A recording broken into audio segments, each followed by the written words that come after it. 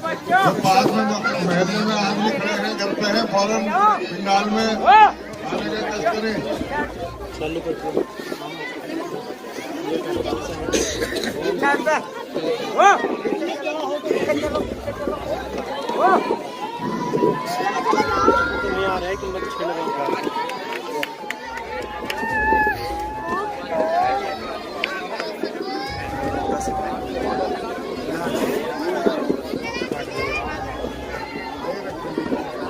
Hello, जो कुर्सी के बुजुर्ग खड़े हैं, मेरा सभी से मौजूदा गुजारिश है कि वो कुर्सी पर बैठ जाएं।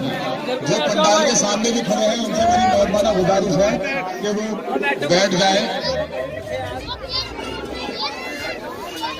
मेरा सभी से मौजूदा गुजारिश है कि आपके प्रिय विधायक जनाब मनोज पारस जी तशरीफ ला चुके हैं।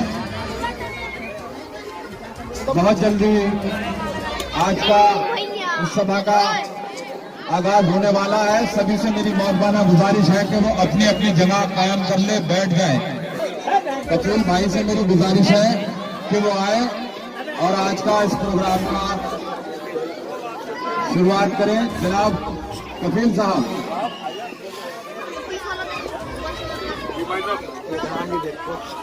कपिल साहब से मेरी मौजूदा गुजारिश है कि वो आए और आज के इस प्रोग्राम का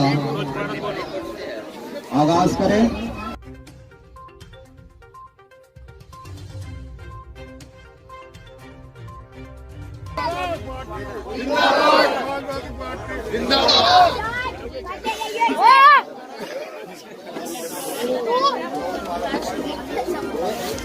मैं इस ग्राम के जनाब सम्मान भाई से गुजारिश करूंगा कि वो मेहरबानी करके यहाँ पर आए और अपने ख्यालात का इजहार करें। समय बहुत कम है। सभी वक्ताओं से मेरा ये कहना है कि अभी 2-3 प्रोग्राम और है, कम समय में अपनी बात पूरी करें। भाई सभी लोगों को मेरा सलाम वालेकुम। और भाई हिंदू भाई है, उनको मेरा आदाब। और भाई मेरा ये कहना है कि हमारा सभी गांव का मनोज पारस जी के साथ में पूरा हर जिले से समर्थन है। और इसके बाद हमारे पूर्व प्रधान शमीम साहब माइक पर आगे से तकलीफ करें और अपने ख्यालात करें। अस्सलाम वालेकुम। हमारे गांव में जैसे मनोज पारस जी आए हैं, इनका तहे दिल से शुक्रिया अदा करता हूँ। जो हमारा जो वोट का काम है भाई, वोट खराब ना हो बिल्कुल भी। सब मिलजुल के सारा गाँव एक ही जगह वोट दे, एक ही जगह वोट दे। और साइकिल का निशान है, आने वाली 14 तारीख को बटन दबा के साइकिल का और वोट ये करेंगे। आवाज नहीं आ रही, आवाज तो नहीं आ रही, आवाज तो नहीं आ रही, माइक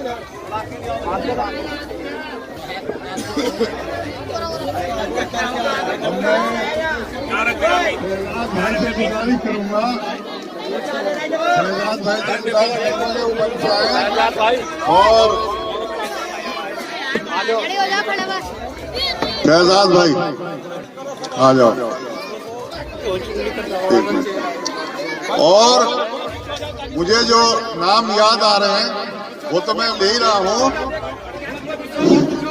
लेकिन जितने हमारे गांव के यहाँ आदमी मौजूद हैं, जो कोई बात अपनी कुछ रखना चाहे तो वो यहाँ माइक पर आके बोल सकते हैं। मुझे बता दें आके कि मैं बोलूँगा, बाकी तो मैं बुलवाई रहा अपनी तरफ से। अस्सलाम वालेकुम। भाई मेरा तो यही कहना है कि भारी मतों से मनोज पारस जी को यहाँ से जिताकर भेजना है। साइकिल के निशान पर मोहर लगानी है, बटन दबाना है भाई, भारी मतों से जिताकर भेजना है। अब मैं यहाँ के मौजूदा प्रधान जनाब वाजी साहब से गुजारिश करूंगा कि वो माइक पर आए और अपने विचार रखें। अस्सलामुअलैकुम भैया, इस चुनाव में कोई मतभेद या पाल्टीबाजी नहीं हो रही। सारा गाँव टोटल एक ही बटन दाब दो, साइकिल पे मोहर लगा है, कामयाब करो। 900 मीटर सड़क का वादा होगा, अगर एक भी वोट कट गया तो सड़क नहीं मिलेगी। तो एक भी वोट कटना जाए। जो अगर गांव को चमकाना आया पड़े पूरे मेन रोड से लेकर जोड़ी वाले लोग होना भैया आयो, एक भी वोट इसमें पार्टीबाजी ना करके टोटल वोट साइकिल को देना भैया सबको। इसमें कोई पार्टीबाजी नहीं है कि जब पार्टीबाजी का टाइम आएगा भैया फिर कर लियो पार्टीबाजी, जैसे करनी है। इसमें पार्टीबाजी मत करो। मंत्री जी को वोट दो, मनोज जी को।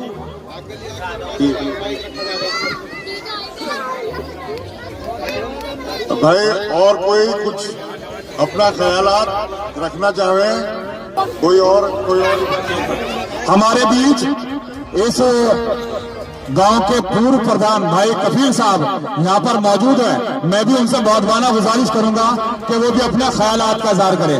जनाब कफील साहब, जोरदार तालियों के साथ स्वागत भाई।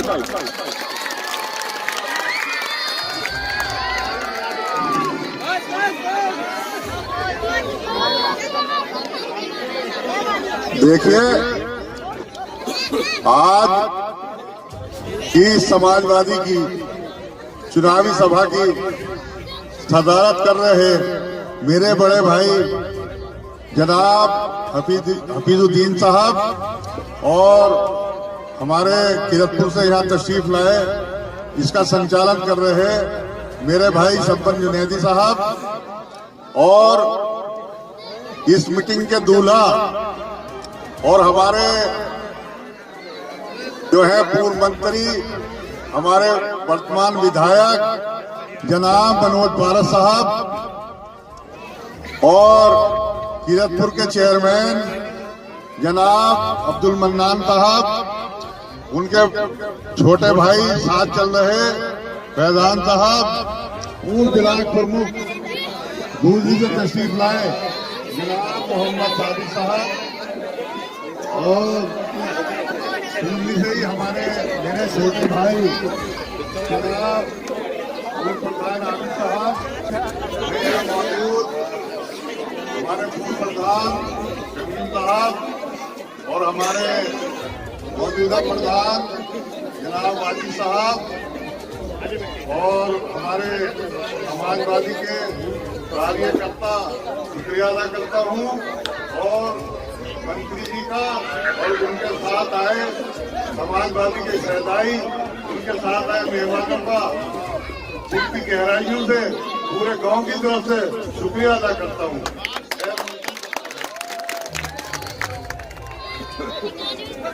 साथियों, ये मीटिंग कोई वैसी मीटिंग नहीं है, ये बहुत अहम मीटिंग है, ये बहुत अहम फैसले के लिए है और एक जो है इस मीटिंग का मकसद ये है कि आज जो आपके पास वोट की पावर है उसे सही इस्तेमाल करने के लिए ये मीटिंग रखी गई है और आप लोगों को सहमति दी गई है। तो साथियों, मेरी गुजारिश आपसे ये है कि मैं ये कह रहा था कि आज वोट की ताकत जो वोट का हथियार है, हमने इसके अलावा कोई हथियार नहीं, उसका सही इस्तेमाल करने का मौका आ गया है और जो बीजेपी ने नफरत पूरे देश में हमारे फैलाई है उसे खत्म करने के लिए हिंदू भाई सब एक मंच पर आ गए हैं और समाजवादी को सपोर्ट कर रहे हैं, समाजवादी को वोट कर रहे हैं और जिले के कोने कोने से ये बात भी आ रही है कि नगीना के विधायक जनाब मनोज पारस जी भारी मतों से जीत रहे हैं। एक वोट माँ बहनों का अपना काम अपना सारा बंद कर देना है बिल्कुल और नाश्ता खाना जब करना है तब आपको एक वोट साइकिल के निशान पर डाल के ध्यान बहुत बढ़िया मैं आपसे फिर अपील करते हुए आपसे अपील करने जा रहा है कि पूरा गाँव मिलकर समाजवादी पार्टी को वोट अभी नौजवान भाइयों से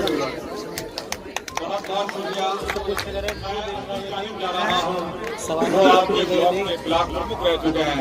मैं अपने भाई से गुजारिश करूंगा साजिद भाई से वो आए और अपने ख्यालात का इज़हार करें। जनाब जोरदार तालियों से स्वागत। समाजवादी पार्टी माननीय अखिलेश यादव, मनोज पारस जी, लोगों से यही कहना चाहता हूं कि भाई कोई भी अपना वोट खराब ना करे, सभी साइकिल का बटन दबाकर समाजवादी पार्टी को वोट दें। और जहां तक हमारी नगीना सीट का सवाल है, वो इंशाअल्लाह सब लोगों को मालूम ही है, इंशाअल्लाह मनोज पारस जी जीत रहे हैं।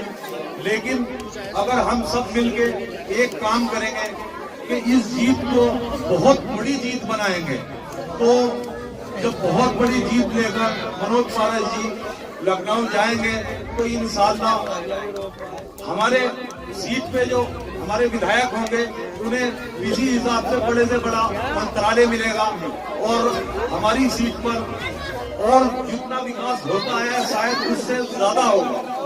तो मेरी सब आपसे यही अपील है कि सब जो पार्टी ने मनोज पारस जी बताएंगे, जो पार्टी ने अब हम इसमें मैनिफेस्टो दिया है, जैसे कि बिजली के 300 यूनिट फ्री होने जा रहे हैं, हर एक परिवार को 200-250 यूनिट से ज्यादा किसी घर के अंदर बत्ती नहीं घुसती, लेकिन अगर 300 तक घुसी तो वो फ्री होगी। और ये उपलब्धि भी सब जगह बताएं। और हमारा अगर कोई भाई वैसी वगैरह या इधर उधर का वोट खराब कर रहा है तो उसे समझाएं, सभी समाजवादी पार्टी को वोट दें। इसी के साथ मैं अपनी बात खत्म करता हूँ। मैं अब जो जाने जा रहा हूं वो किरतपुर की जान, किरतपुर की शान, युवाओं की शान, बुजुर्गों की शान। किरतपुर के बारे में एक बहुत बड़ा मसला है कि किरतपुर की जनता आज तक जहां चाहती, मगर आज एक आवाज के आह्वान पर अभी किरतपुर में एक सभा कराई थी, 10-12 हजार की पब्लिक इस युवा नेता के साथ खड़ी हो गई थी। मैं इस शेर के साथ, ना समझोगे तो मिट जाओगे हिंदुस्तान वालों, तुम्हारी दास्तां भी ना होगी दास्तानों में। मैं शेर के साथ एक अपने किरतपुर के शेर अब्दुल मन्नान को आवाज देता हूं कि वो आए और अपने अस्सलाम वालेकुम। शुक्रिया जब्बर भाई, जनाब सदर मोहतरम, हमारे बड़े बुजुर्ग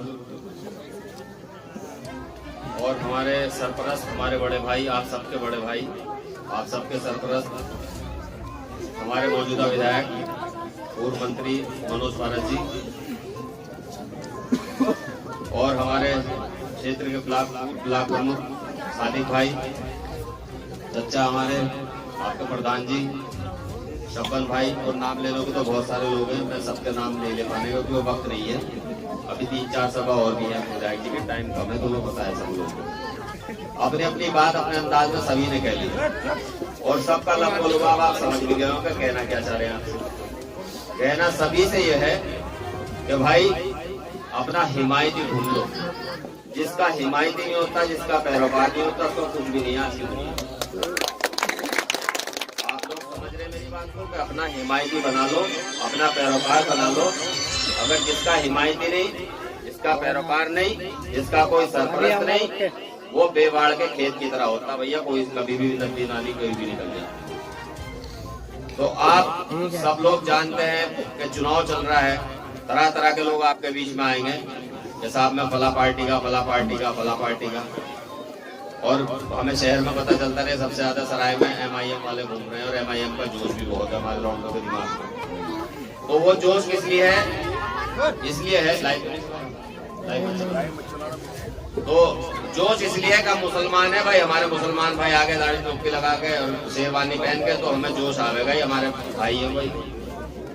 लेकिन कम से कम जोश हमें वहां दिखाना चाहिए, हमें अच्छा भला बुरा सोच लेना चाहिए कि हमारा भाई हमारे फायदे की बात कह रहा है या नुकसान की बात कर रहा है। हमसे तुमसे सबसे ज्यादा बड़े जो मुसलमान हैं, जो पक्के दीन के दाई हैं, शहदाई हैं, जो जड़ है हमारी, हमारे उलेमा हज़रात हैं। देवबंद दारुल को आप ही और सब हम मानने वाले हैं, कुछ बरेली के मानने वाले तो बरेली वाले भी हजरत जी है। सारे उलेमा हज़रात ने, सारे हजरात ने, सबने बिल्कुल मना कर दिया कि वैसे साहब तुम्हारा कुछ यहाँ पे नहीं है, हमें तुम डिस्टर्ब मत करो, हमें इस जालिम सरकार से पीछा छुड़ा दो। अगर उनमें अच्छाई होती या हमारे लिए भलाई होती, हमारी कौम के लिए, तो तुमसे और मुझसे बेहतर तो उलेमा सोच सकते हैं, नहीं सोच सकते भाई? जो सरपरस्ती कर रहे हैं उलेमा हजरात, तो क्यों मना कर दिया हजरत जी ने? जी उन्हें पढ़ने से मना कर दिया। ये सोचने की बात है। ऐसा नहीं है कि सब चीज हम अपने भाई के साथ ही चलेंगे। भाई 2, 3, 4 हजार वोट अगर काटेगा तो नुकसान किसका होगा बताइए जरा मुझे। कोई भाजपा का वोट कटवा के दिखाइए तुम में से, कोई भी नहीं कटवा सकता। तो भैया इसी तरह हम भी अपना वोट नहीं कटवा सकते। अगर वो जीतने कंडीशन में कहीं होते भी तो वो सीट पे भी नहीं लड़ते। 100-100, 200 सीट पे लड़ने के लिए आ गए और कहते साहब हम तो नई पार्टी लॉन्च कर रहे हैं यहाँ पे। अपने यहाँ लड़े 6 सीटों पे, यहाँ लड़ रहे हैं 100 सीट पे। कौन सी खूबी भाई यहाँ यूपी में तुम 100, 200, 300 सीटों पर लड़ रहे हो? तुमने बिहार के हालात देखे, बंगाल के हालात देख लिए। बंगाल के उलेमाओं ने, बंगाल के मुसलमान जाके उन्होंने मना कर दिया हमारे नो एंट्री है, तो बंगाल बच गया, वरना बिहार हरवा के यूपी आ गया।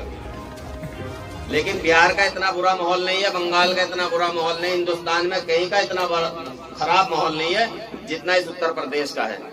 तुमसे ज्यादा मेरे ख्याल से इस 5 साल में पुलिस का तरीका, प्रशासन का तरीका किसी ने ना देखा होगा।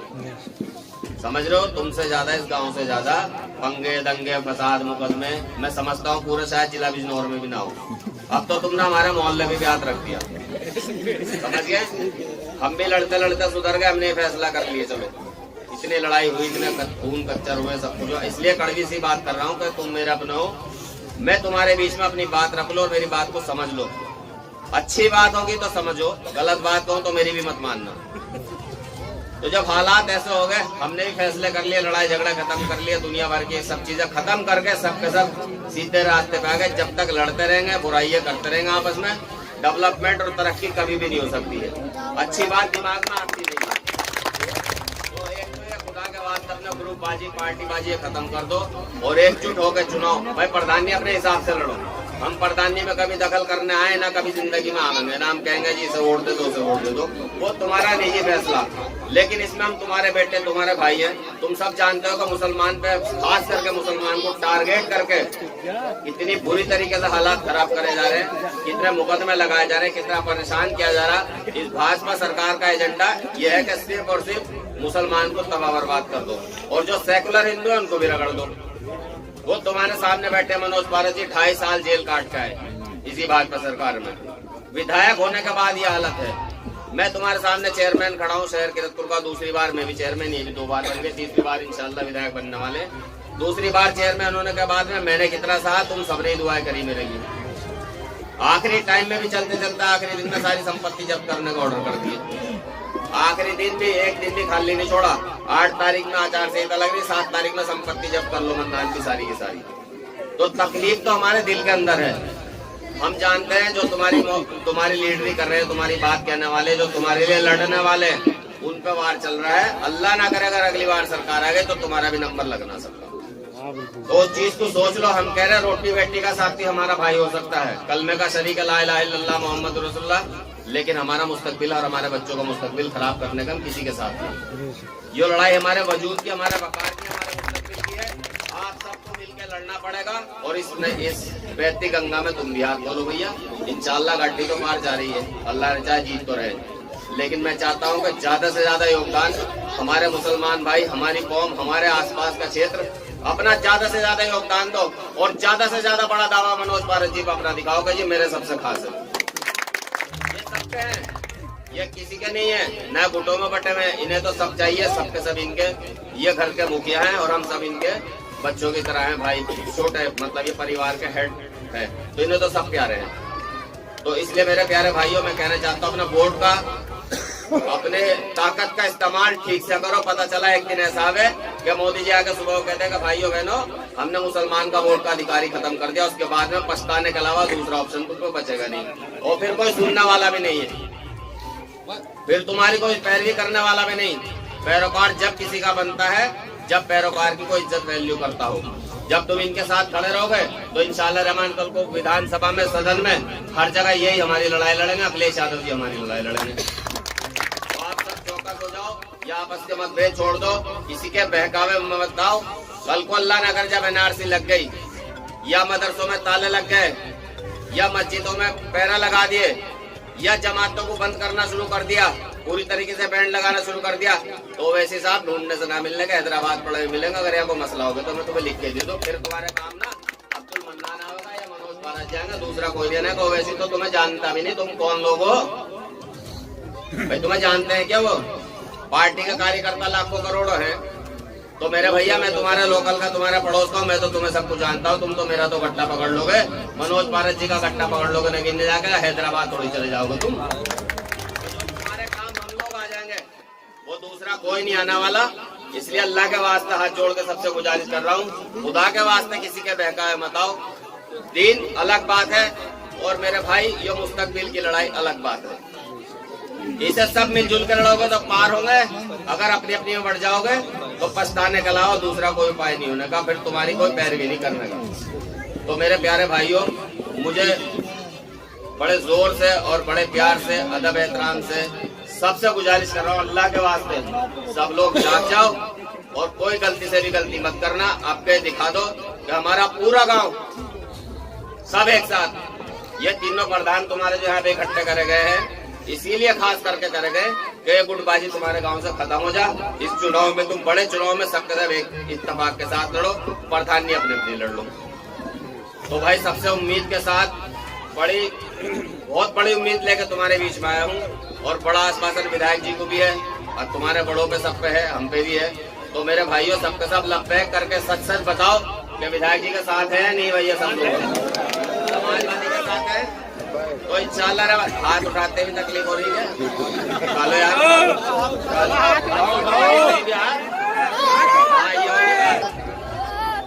इंशाल्लाह।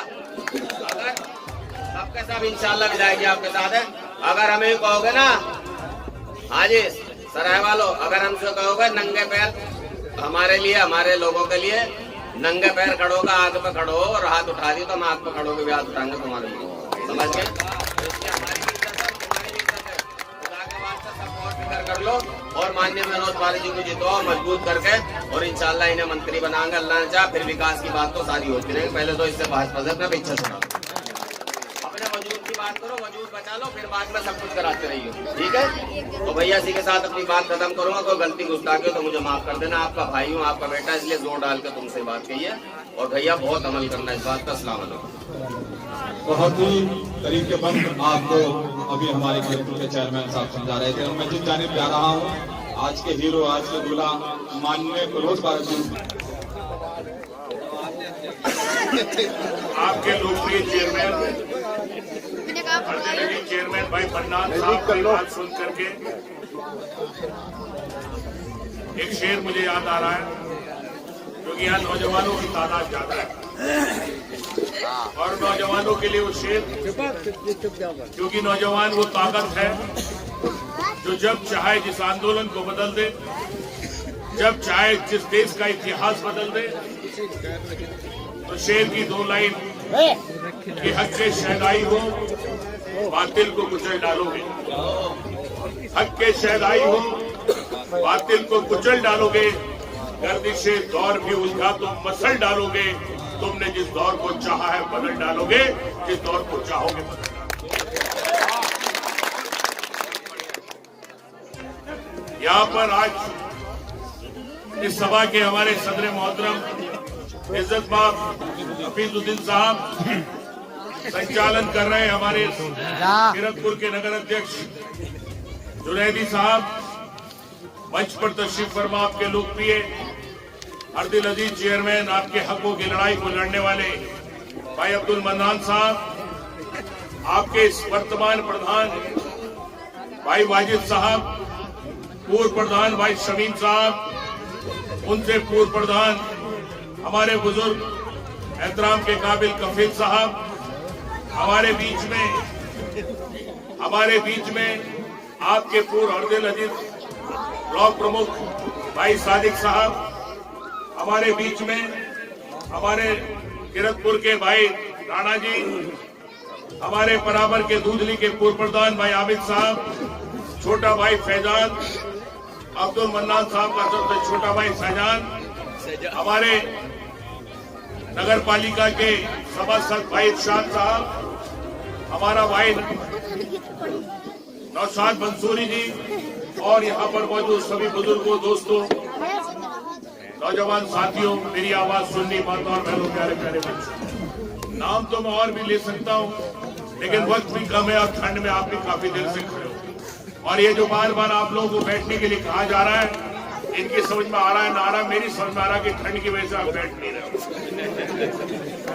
इसलिए आपसे ज्यादा लंबी चौड़ी बात ना करते हुए भाई मन्नान साहब ने आपको सब कुछ बता दिया, सारी चीजें आपको समझा दी।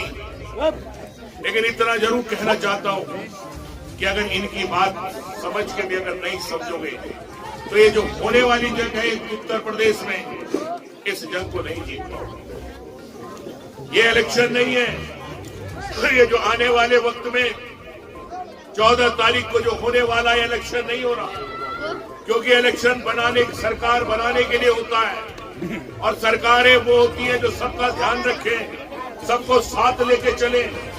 और ये जो सरकार है जिसको हटाने के लिए इलेक्शन हो रहा है, ये इलेक्शन नहीं जंग है, क्योंकि जंग उन लोगों के बीच में है जो इस देश का भाईचारा खत्म करना चाहते हैं। ये जंग उन लोगों के बीच में, झूठों के बीच में, जो इस देश को बर्बाद करना चाहते हैं, जो इस गंगा जमनी तहजीब को खत्म करना चाहते हैं, जो हमारे नौजवान खड़े हैं, इन प्यारे प्यारे बच्चों का मुस्तकबिल बर्बाद करना चाहते हैं। अभी आप देख रहे हो कि जरा जरा से छोटे मुकदमे में 323, 324 की धारा लग करके थाने में बैठा करके पहले फैसले हो जाया करते थे। आज छोटा मुकदमा नहीं लिखा जाता, आज हमारे नौजवानों पर सीधे गैंगस्टर और गुंडा एक्ट लगाई जाती है, उनका मुस्तकबिल बर्बाद किया जाता है। कल को आज ये गांव, जैसे हमारे भाई मन्नान भाई कह रहे थे, पूरे किरतपुर नहीं पूरे बिजनौर में अगर कहीं भी चर्चा में आता है तो पता चला कि सबसे ज्यादा मुकदमे का है कि शायद सरायपुर में सबसे ज्यादा चल रहे। या सब सारे लोग इतने दानिशमंद हैं, पढ़े लिखे हैं, लेकिन कुछ चंद लोगों ने इस गांव को ऐसा बदनाम करके रख दिया कि जैसे सारे हिंदुस्तान के क्रिमिनल यहाँ रहते, सारे बदमाश यहाँ रहते। ये आपस की गुटबाजी कि मैंने उसकी चुगली कर दी, उसने उसकी चुगली कर दी, उसने उसकी चुगली करके आप किसी और का कुछ नहीं खोरे थे, बच्चों का मुस्तकबिल खुद बर्बाद कर रहे। इससे अगर बाज नहीं आओगे, अभी आपने देखा आज उसके घर पे पुलिस चली गई, कौन भिजवाता है पुलिस? आज उसके घर पे पुलिस चली गई, कौन बताता है पुलिस? आप में से कोई ना कोई बताता है, और वो बता करके आपका और आपका मुस्तकबिल खराब करके आप लोगों के मुकदमे लिखवाने के काम किए जाते हैं। हम कब मदद करेंगे? मन्नान भाई कब मदद करेंगे? अगर आप लोग एकजुट हो, पड़ोस का कोई गांव देख लो जहां पुलिस की हिम्मत होती हो, अगर आती हो, लेकिन ऐसा कोई महीना नहीं जाता इस गांव को पुलिस ने दुधारू गांव समझ रखा है, पैसे लूटने के अलावा पुलिस और कुछ नहीं बताइए। लेकिन मेरी आपसे दरख्वास्त, कुछ हाथ जोड़ के गुजारिश है, इन सारी बातों को छोड़ करके भाई मन्नान की बात पे ध्यान दे, अपने इस भाई पर, अपने इस बेटे पर हौसला, अपने इस बेटे का हौसला बुलंद करें। अगर आपसे दाद कहना चाहता हूं, अगर आप एकजुट हो, अगर एक दूसरे की मुखालफत नहीं करेगा, अगर पुलिस का बच्चा भी आपके गांव में आ जाएगा तो मनोज पारस की खून कटवा देगा। लेकिन ये आप लोगों को सोचना पड़ेगा, ये आपको विचार करना पड़ेगा, क्योंकि मुझे हमदर्दी इसलिए है कि मैं आपके परिवार का हूं, आपके बीच का हूं। मुझे वोट लेके कहीं जाना नहीं है, मुझे झूठ सच बोल करके वोट लेके दिल्ली नहीं चला जाऊंगा। मुझे अगर मैं मरूंगा तो आपका कंधा मेरे काम आएगा, और जब आप में से कोई दुनिया से जाता है तो मनोज पारस भी वहीं खड़ा नजर आता है। इसलिए मुझे तकलीफ है, यहाँ पर रोज आए दिन पुलिस कहीं न कहीं किसी को परेशान करती है। ऐसा एक गांव और था रायपुर के बराबर में, चाहे तो चले जाना, पूछ लेना, रायपुर के बराबर में नया गाँव है, वहाँ कश्यप बिरादरी के लोग रहते हैं, वहां भी यही आलम था। उन्हें मैंने समझाया, आज पूरा गांव जाके देखो तरक्की के आलम पर है, स्कूल वहां पर बच्चे पढ़ रहे हैं, 2 सब इंस्पेक्टर वहां के हो गए। इसलिए बच्चों की पढ़ाई में ध्यान दो। इस आपस में लड़ाई झगड़े में कुछ नहीं रखा। कहीं ना कहीं जैसे मन्नान भाई ने देखो फैसले करके सब निपटा दिया, बड़ा दिल बनाओ और सब फैसले कर डालो, और कोई किसी से मुखालफत पत्र रखो और अपने बच्चों का मुस्तकबिल बनाने का काम।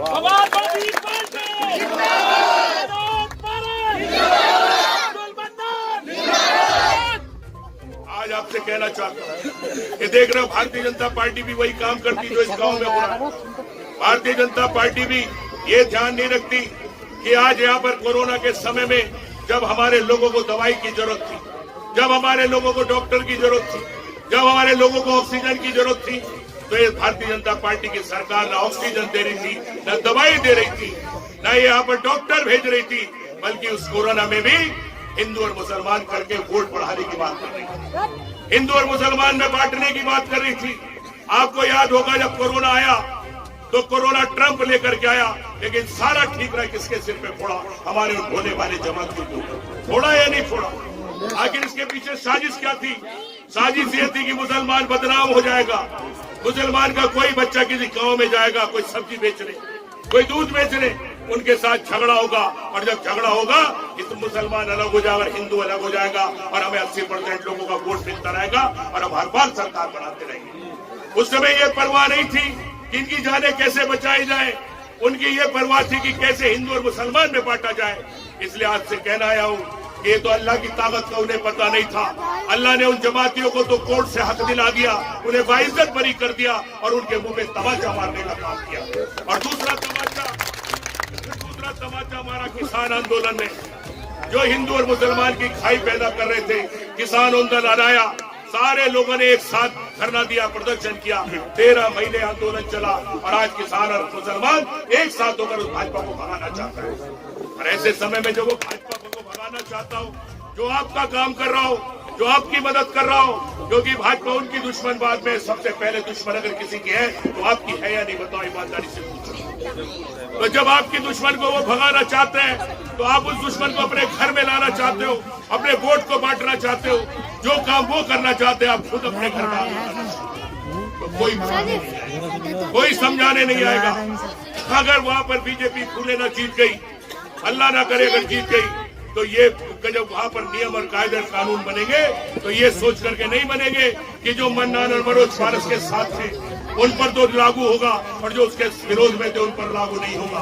अगर एनआरसी लागू होगा तो सब पर लागू होगा, ये नहीं कि मनोज के समर्थकों पर लागू होगा, नहीं होगा, सब पर लागू होगा, नहीं होगा।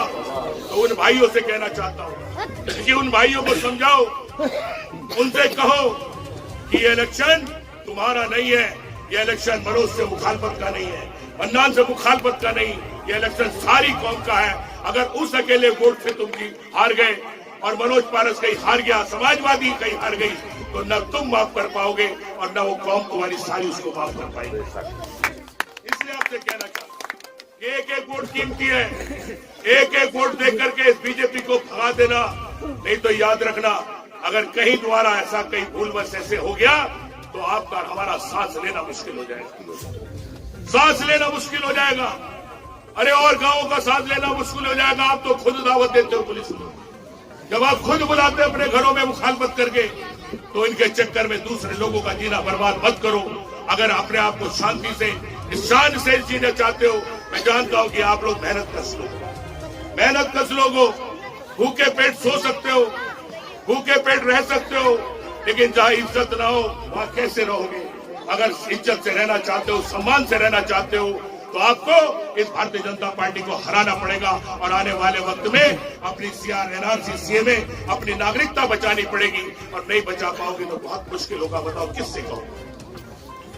अभी बंगाल में ममता बनर्जी की सरकार थी, केंद्र ने एनआरसी, सीए लागू कर दिया, लेकिन ममता बनर्जी ने कह दिया यह मेरी सरकार है, मैं ये लागू नहीं करूंगा। अभी वहां महाराष्ट्र में जब एनआरसी आ रहा था तो केंद्र में वहां लोग, तो वहां पर गठबंधन की सरकार थी, महाराष्ट्र वालों ने कह दिया हम इसे लागू नहीं करेंगे। लेकिन यही मान लो कि अगर यहाँ पर समाजवादी पार्टी की सरकार होती, अखिलेश जी की सरकार होती, तो फिर अखिलेश जी भी कहते मैं ये लागू नहीं करूंगा। लेकिन अगर अखिलेश जी की सरकार नहीं है तभी तो हमें झेलना पड़ रहा है। इसलिए आप सबसे बार बार यही निवेदन गुजारिश करना चाहता हूँ कि अगर चाहते हो कि हम सम्मान करें, इन बच्चों का मुस्तकबिल बचे, हमारा आने वाला कल बचे, तो हमें बीजेपी को हरा करके समाजवादी को लाना होगा। कोई और विकल्प नहीं है, कोई और निशान नहीं है जिससे आप जीत सको। अभी आप देख रहे हैं मन्नान भाई को, इन पे कितने मुकदमे ठोक दिए, इनके घर की सारी संपत्ति कुचलने की बात, चलो ये तो चेयरमैन में विधायक, मुझे जेल में ठूस दिया, हम तो फिर भी छोटे हैं, लेकिन बराबर में रामपुर चले जाओ। क्या जुर्म है आजम खान साहब का? क्या वो गाय चोर है? चाहे वो भैंस चोर है, चाहे वो मुर्गी चोर है? मुर्गी चोरी, भैंस चोरी, गाय चोरी के मुकदमे सिर्फ इस बात के लिए लिखे जा रहे हैं क्योंकि तुम्हारी हिफाजत, तुम्हारी कयादत करते हैं, तुम्हारे बच्चों का मुस्तकबिल बनाना चाहते हैं। आज उन्होंने बीजेपी ने 28 साल से जेल में डाल रखा, डाला है नहीं डाला? तो जब वो नहीं बच सकते तो तुम कैसे बचोगे? इसलिए एक रास्ता है कि आज भी अगर नहीं सुधरोगे, नहीं संभलोगे तो फिर कोई बचाने नहीं आएगा। समाजवादी पार्टी का साइकिल का बटन दबा दीजिए और अखिलेश यादव की सरकार बना दीजिए और मुझ पे भी एहसान कर दीजिए। मैं आपके साथ हूँ, मन्नान भाई आपके साथ है।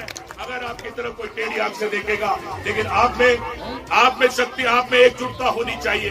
अगर आप में एकजुटता रहेगी, किसी की हिम्मत नहीं कि कोई आपकी तरफ घूर के नहीं देखेगी। इसलिए आपने मेरी बात को सुना, मन्नान भाई की बात को सुना। मुझे पूरी उम्मीद है कि आज के बाद हमारे तीनों प्रधान, आपके हमारे तीनों भाई एक साथ खड़े हैं और सबकी एक ही दरख्वास्त है कि इस पार्टी में जैसे भारतीय जनता पार्टी में भी मुखालफतें होती हैं, उनके लोग में भी आपस में झगड़े होते हैं, लेकिन जब वोट देने का नंबर आता है तो उन्हें कमल के फूल के अलावा कुछ दिखाई नहीं देता है क्या? बताइए। तो हो सकता आप में भी झगड़े हो, ना पड़ती हो, लेकिन ये सरकार का मामला है। प्रधानी, जैसे इन्होंने कहा, प्रधानी अपनी खूब खुल के लड़ो, केवल जाति नहीं, मार पिटाई नहीं, वोट मांग करके प्रधानी खूब खुल के लड़ो। लेकिन जिस दिन चुनाव हो जाए, जो प्रधान बन जाए वो सबका प्रधान बन जाए, ऐसा माहौल बनाने का। उससे अपने काम कराओ, उससे मिलो कि भाई गलती हो गई थी, चलो अगली बार तुम्हारा साथ देंगे, काम करोगे तुम। वो काम ना करे तो हमें बताओ, हम बैठे, हम आपका काम करेंगे। इन्हीं शब्दों के साथ आपसे एक बात को कह करके जो लोग बाहर हैं उन्हें भी बुला लेना, क्योंकि ये लड़ाई सबकी है, अकेले मनोज पारस की नहीं, मन्नान भाई की नहीं, ये सारी कौम की लड़ाई है। इस लड़ाई को सब मिल के तो जीत सकते हैं, अकेले कोई नहीं जीता। इसलिए आपसे जब वोट देने जाओगे, हमारी माँ और बहन, नए लोग होंगे, हो सकता कुछ नए बच्चों के भी वोट बने, कुछ लोग वोट डालना भूल गए होंगे, तो उन्हें बताना कि जब वहां वोट डालने जाओगे तो वहां अल्लाह के अलावा कुछ नहीं होगा, मशीन होगी और ऊपर आपका अल्लाह होगा, भगवान होगा। अल्लाह को हाजिर नाजिर मान करके अपनी मशीन को देखना, मशीन में हरी बत्ती जल रही है तो समझ लेना वोट मशीन देने को तैयार है। फिर अपनी साइकिल देखना, साइकिल के सामने वाला नीले रंग का बटन दबाना, बटन दबाओगे मशीन से पी की आवाज आएगी और उसके बराबर में एक छोटी मशीन रखी होगी, उसमें से एक साइकिल की पर्ची निकल के एक डब्बे में चली जाएगी, तो समझ लेना आपका वोट सही जगह जा रहा है। अपने अल्लाह को हाजिर नाजिर मान के मशीन को देखना, उसमें हरी बत्ती जल रही है, नहीं जल रही, हरी बत्ती जल रही है तो मशीन वोट को तैयार है। उसके बाद अपनी साइकिल देखना, साइकिल के सामने वाला बटन दबाओगे, मशीन पी की आवाज करेगी, लाल बत्ती जल जाएगी, छोटी मशीन में से साइकिल की पर्ची निकल के एक डब्बे में चली जाएगी, तो समझ लेना आपका वोट सही जगह चला गया। ये मेरी माँ बहन को बता देना, उस बुजुर्ग को बता देना। और कोई भी जो फार्म भरवाते फिर रहे गांव गांव, 80 साल से ऊपर के लोग फार्म भर दो, वो फार्म कोई मत भरना, क्योंकि आप जंगल में होंगे, पता नहीं आपका वोट कौन पीछे डाल के ले जाएगा, नुकसान हो जाएगा। इसलिए सारे लोग बूथ पे वोट डालना, आपके तो गाँव में बूथ है, आपको कहीं दूर भी नहीं जाना है। इसलिए एक एक वोट डाल करके अपने मुस्तकबिल को बचा लेना। नौजवानों, यही आपसे हाथ जोड़कर विनती है, दरख्वास्त है, गुजारिश है, क्योंकि फिर ये मुस्तकबिल आपका नहीं, हमारे भाइयों का है, हमारे नौजवान साथियों का, इसलिए हमें तकलीफ है, इसलिए आपके बीच में है। और इस उम्मीद से आए कि 14 तारीख को साइकिल का बटन दबा करके बीजेपी को हराने का काम करोगे। जय हिंद, जय भारत, खुदा हाफिज। समाजवादी पार्टी जिंदाबाद, अखिलेश यादव जिंदाबाद।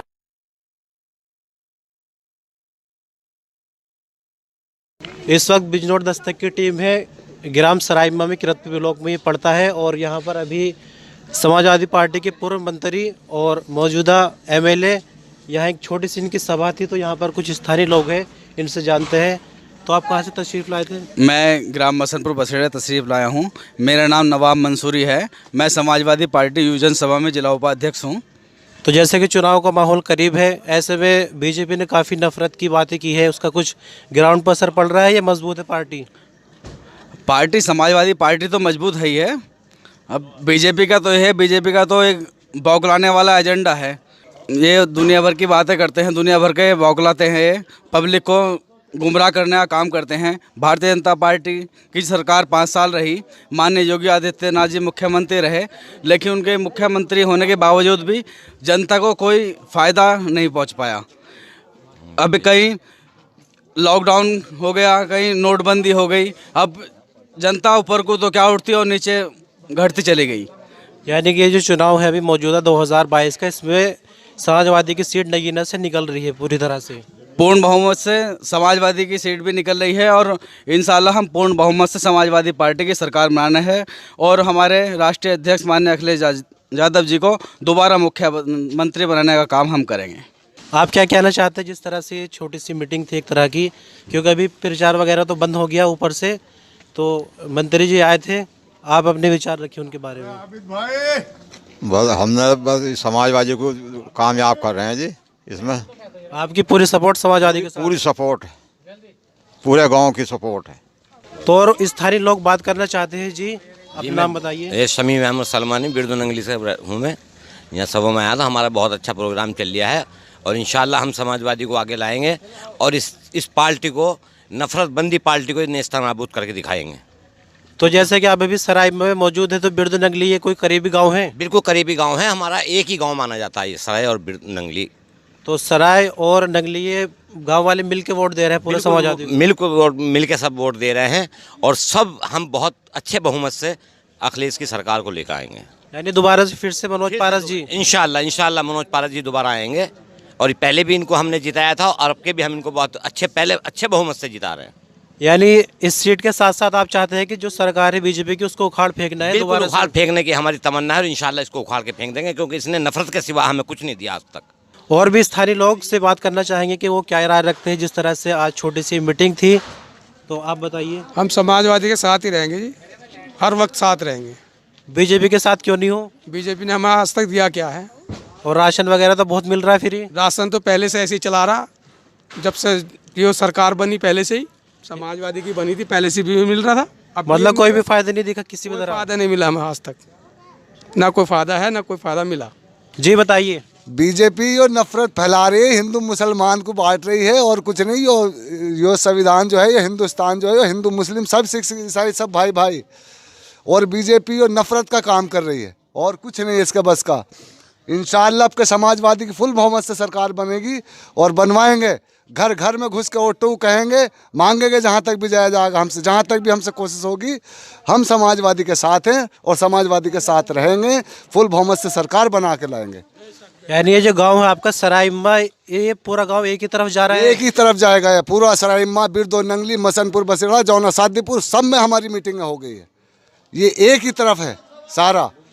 तो और भी कुछ स्थानीय लोग हमारे साथ हैं, आइए उनकी भी राय जानते हैं कि जो आगामी चुनाव है उसके बारे में वो क्या राय रखते हैं। जी आपका नाम बताइए। मेरा नाम अब्दुल वहाब है और मैं चंडीगढ़ से आया हूँ, ख़ास करके इलेक्शन की वजह से ही, कि अपने अखिलेश यादव समाजवादी पार्टी के जो अध्यक्ष है उनको कामयाब कराने के लिए, जितवाने के लिए जी तौर से मेहनत करेंगे और अपना पूरा सहयोग है उनके लिए। तो ऐसा भी क्या लगाओ समाजवादी पार्टी से कि आप अपना काम छोड़ के, मतलब नुकसान करके यहाँ पे आए, क्योंकि अभी काफ़ी दिन लग जाएंगे। इस एरिया में चुनाव 14 फरवरी को है, तो काफ़ी दिन है अभी। तो ऐसा क्या लगाव है जो ये मजबूर कर रहा है आपको अपना नुकसान झेलने के लिए? बात ये है कि 5 साल ना नुकसान झेलने से 10-15 दिन का नुकसान झेलना वो बेहतर है, क्योंकि आगे यदि कोई और सरकार बनती है या जैसे अब नुकसान चले वो आगे नुकसान चलेंगे फिर 5 साल तक। उससे बेहतर के 10-15 दिन अभी हम अपने बेकार कर ले, ताकि समाजवादी पार्टी अपनी सरकार में आ जाए और उनकी सरकार बन जाए। यानी पूरी तरह जान माल से आप पार्टी का साथ दे रहे हैं? पूरा साथ दे रहे हैं जी। मैं इस गांव का निवासी हूं और अपने काम को छोड़ के चंडीगढ़ से रात आया हूं और अब इस कलेक्शन की वजह से, इस चुनाव की वजह से पूरी मेहनत करेंगे, पूरा सहयोग है।